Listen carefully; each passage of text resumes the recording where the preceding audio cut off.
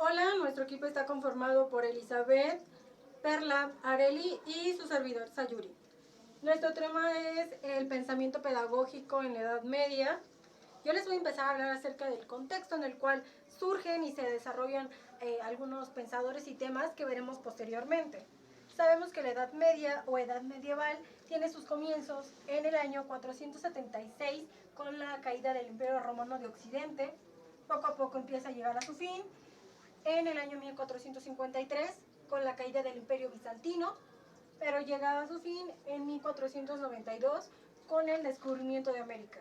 Es así entonces que con la caída del Imperio Romano y la invasión de los pueblos bárbaros determina la influencia de la cultura grecorromana. ¿Qué es la cultura grecorromana? Es la unión de la cultura griega y romana cuando Roma buscaba expandirse y conquistar. Vemos que es una educación con base a la evangelización apostólica, es decir, a un régimen cristiano. ¿Por qué? Bueno, porque surgió esta fuerza espiritual que es Cristo como modelo educador, que fue un personaje bastante importante, que era popular, exitoso, con un lenguaje erudito, tenía esta parte de la persuasión para llegar, bueno, principalmente a la gente más humilde. Ajá. Vemos que aparte de ser una doctrina cristiana, algunas de sus otras características es ser moralizadora. ¿Por qué? Porque busca liberar al hombre del pecado para llegar a la vida eterna, tener una, bueno, llegar a la santidad, que es esta parte de llevar una vida según a los ojos de Dios o a los preceptos religiosos. Sus materias son abstractas y literarias. Tiene una verbalización, una memorización en los conceptos en educación, tiene una extrema disciplina, hay una importante autoridad del maestro en cuanto a los conocimientos que imparte y a sus estudiantes. Es una vida emotiva y religiosa. Surgen diferentes tipos de educación, palatina, estatal, la caballeresca, que veremos en el otro tema. Tenemos otras características que son también, por ejemplo, la educación municipal, la educación gremial que también surge. Y bueno, es una etapa que también se le llama como etapa del oscurantismo. ¿Por qué? Bueno, porque bien sabemos que la Santa Inquisición castigaba a las personas e incluso castigó a algunos pensadores importantes por no tener la misma ideología. Ajá. La educación pues era desigual, no era equitativa para todos. ¿Por qué? Porque era dependiendo del poder y economía que tuviera cada persona. Mucha de la población era analfabeta y bueno, las personas que sabían leer y escribir eran los cleros, que eran personas con métodos o estudios escolásticos. Ajá. La escolástica pues es esta parte de la comprensión de la fe cristiana que busca unir la fe y la razón. Ajá. En pedagogía su propósito pues era formar estudiantes con un valor y virtudes para obtener la santidad. Ajá. Tenían esta parte que ya habíamos visto de la memorización, que muchos solamente se dedicaban a memorizar, entonces pues a veces no sabían ni leer ni escribir, solamente aprendían los conceptos básicos. Y en cuanto a la educación de la realeza, la educación de los niños era impartida por profesores de la iglesia, por la corte real, les enseñaban a leer, a escribir, a saber luchar, a montar a caballo y también a saber comportarse. Y bueno, ya por último tenemos que los estudios medievales se basaban en el trivium y el quadrivium que ya hemos visto, y sus enseñanzas eran con base a la escolástica. Es por ello que dos de los pensadores más importantes que veremos es Santo Tomás de Aquino, Hugo de San Víctor, y a continuación nos dejamos con la educación caballeresca. Buena tarde, voy a hablar acerca de la educación caballeresca. Esta se da en la Edad Media, que abarca del siglo IX hasta el siglo XVI. Y en esa época surge lo que es el feudalismo. El feudalismo se da a conocer principalmente por la distinción de clases sociales, que son reyes, nobles, clérigos y esclavos. Dentro de esta época, un personaje que destaca es Baltasar Castiglione. Este personaje nos plantea en su obra El cortesano el ideal de un hombre Esto abarca lo que es valores, comportamiento y físico. Posteriormente, en eclesiástica surge el código caballeresco, el cual señala que de 7 a 13 años el niño pasa la tutela de un caballero. De los 14 a los 20 años el joven ya es escudero y a los 21 años el joven se ordena como caballero. Cabe mencionar que para ser caballero es indispensable que se pertenezca a la clase noble.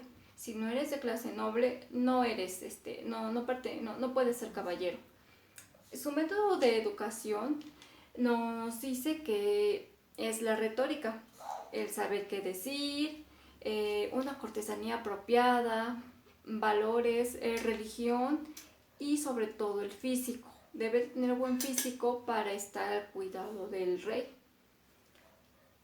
También la educación de la mujer es en monasterios, es enseñada a resaltar su feminidad, le enseñan valores, familia y cómo ser devota a su caballero. Las características principales de esta educación caballeresca pues son el ideal de un hombre, la dama perfecta, también es la relación que tiene el caballero con el príncipe y el comportamiento apropiado del hombre. También cuenta una cortesanía apropiada en todo momento. Un ejemplo muy claro donde podemos ver este tipo de educación es en la película Los Tres Mosqueteros. Ahí nos da una visión más amplia cuál es la función de ser caballero en esta época y la educación que se daba en esa época. Hola, buenas tardes. Mi nombre es Perla Margarita Guerrero Cortés. Hoy vamos a hablar sobre una de las mayores figuras de la Edad Media, Santo Tomás de Aquino. Antes de esto quiero decir que en la Edad Media influye mucho el cristianismo y la enseñanza se basaba principalmente en la religión. ¿Ya? ¿Quién fue? Bueno, pues fue un filósofo y teólogo católico perteneciente a la orden de predicadores, considerado una de las mayores figuras de la enseñanza escolástica y también de la teología sistemática.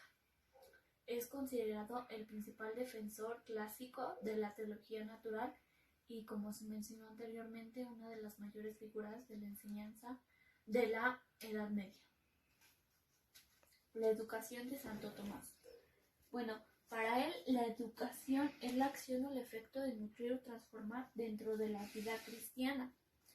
Su pedagogía de Santo Tomás de Aquino ofrece orientaciones para el desarrollo de un proceso educativo centrado en la persona, de carácter humanista encaminado hacia la virtud y en búsqueda permanente de la verdad.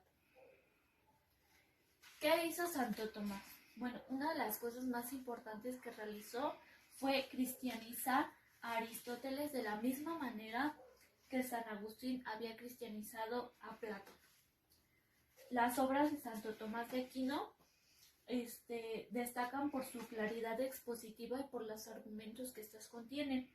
Las más importantes son la Suma contra los Gentiles, también llamada Suma Filosófica, y la Suma Teológica, en donde la Suma Teológica recoge las ideas principales en cuanto al tema de la educación y de las cuales les voy a hablar porque fue la principal enseñanza. Esta consta de 3 partes. La Suma Teológica consta de 3 partes. La primera parte trata de Dios, de la esencia divina, de las pruebas de la existencia de Dios, de la Santísima Trinidad.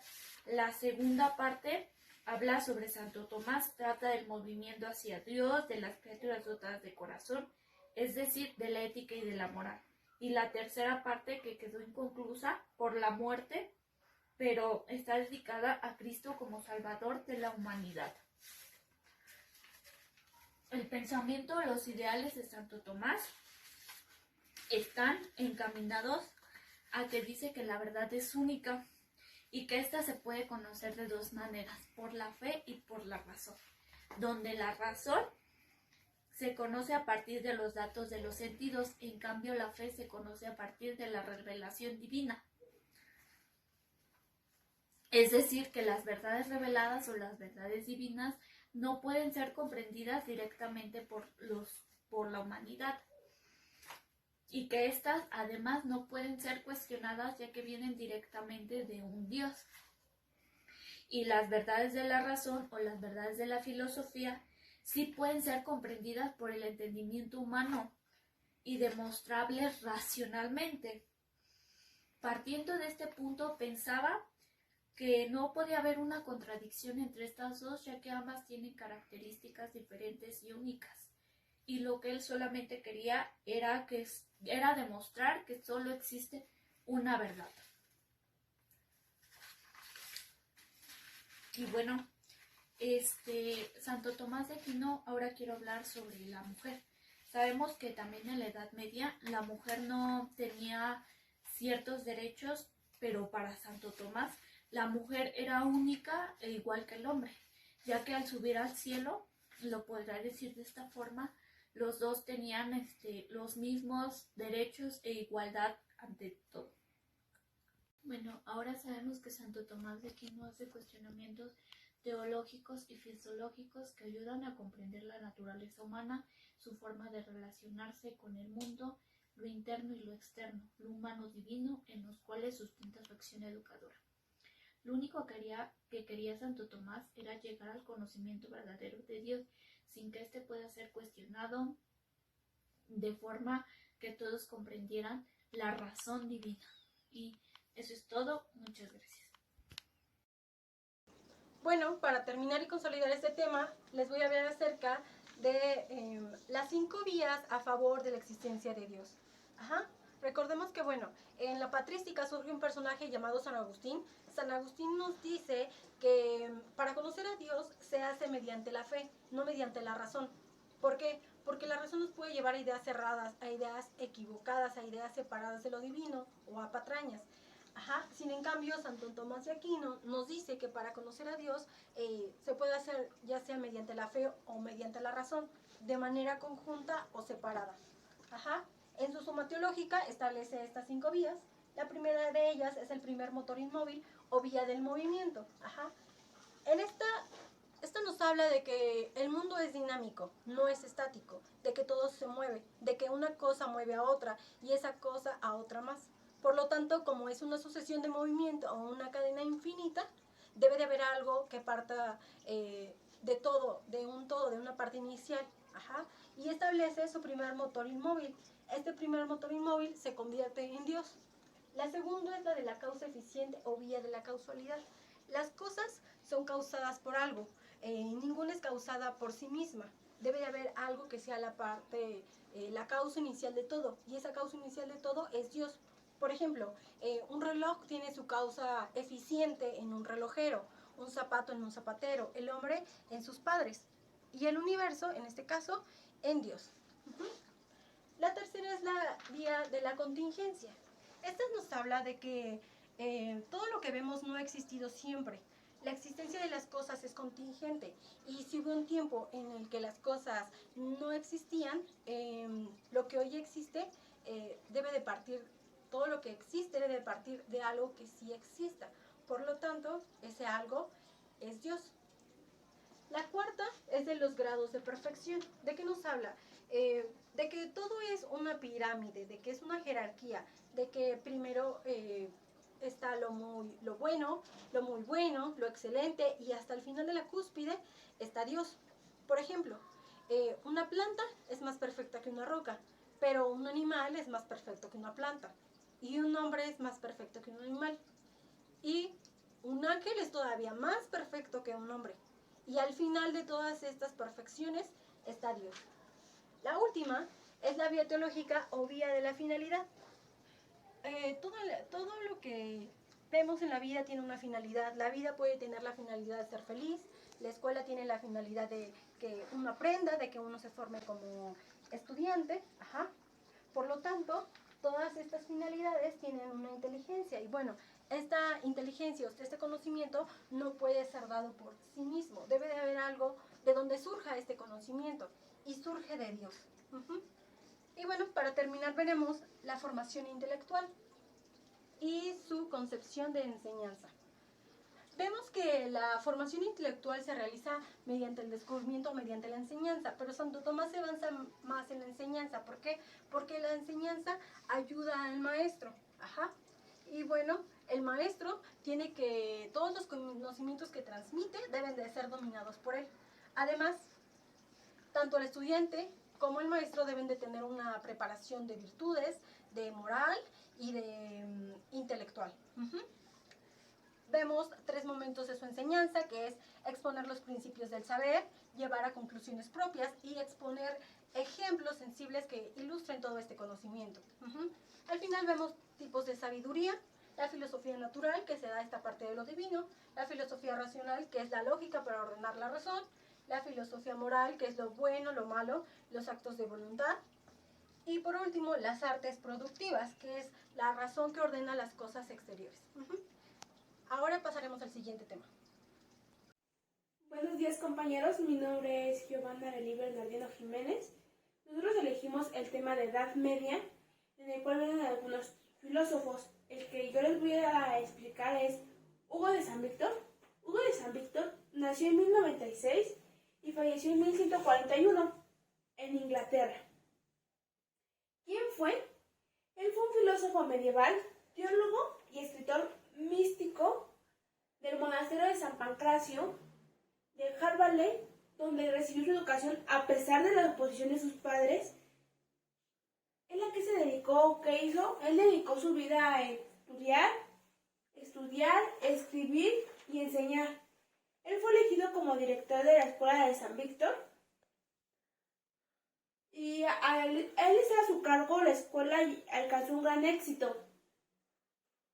Bueno, como mítico, los historiadores de la filosofía llegaron a la conclusión de que denota de la falta de imaginación psicológica al ser incapaz de entender la coexistencia subjetiva de la dialéctica aristotélica. A lo que entendemos que le decían que tenía una mente muy estrecha. Como filósofo, tiene claramente enfatizado con frecuencia el objeto de la ciencia puramente racional, diferenciada a la teología. Y a las dos órdenes del conocimiento las tiene muy claras. Él decía que se definían las artes libres y la teología. Él también tuvo la idea de que la filosofía se tiene que dividir en 4 sectores. Uno de ellos es la teórica, la práctica, la mecánica y la lógica.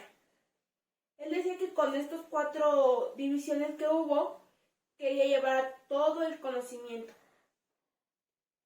Él que dejó, ¿cuáles fueron sus enseñanzas? Sus enseñanzas fueron fundamentales a la teología escolástica y a la influencia afectada con todo el desarrollo del escolasticismo, porque fue el primero en sintetizar los tesoros dogmáticos de la patrística, los sintetizó y formó un solo cuerpo de doctrinas completas y coherentes, lo cual le dijeron que era obra de un genio. Entonces tenemos claro que él fue un teólogo el que ayudó a la escolástica y en la Edad Media. Su primera obra fue los sacramentos de la fe cristiana, que habla de las Sagradas Escrituras y que fue su obra más exitosa y más brillante.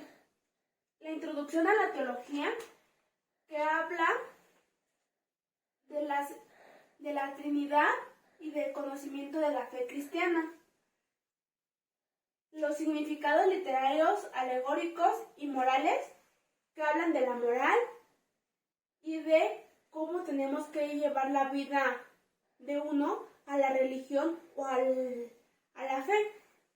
Y el aprendizaje didascal, que nosotros tenemos que llamar como una enciclopedia porque se divide en 7 libros y los 7 libros hablan de la Trinidad, del conocimiento y de las artes que se llevaban a cabo en su tiempo o en su era. Todas sus obras y todo lo que él dijo viene conformado de la fe en el cristianismo, porque lógicamente él es cristiano, de la fe, del conocimiento al hombre y de cómo nos tenemos que expresar a la vida cotidiana. Gracias, esto es todo. Conclusión. El ideal de educación en la Edad Media es el conocimiento a través de la religión. Tomás de Aquino nos plantea que la fe y la ciencia no deben contrarrestarse, sino trabajar juntas. Hugo de San Víctor nos plantea que el método dialéctico lleva a una discusión de un todo. Mientras tanto, la educación caballeresca sigue la línea eclesiástica e impone un código donde la moralidad, los valores, la familia y estatus social son el ideal del hombre.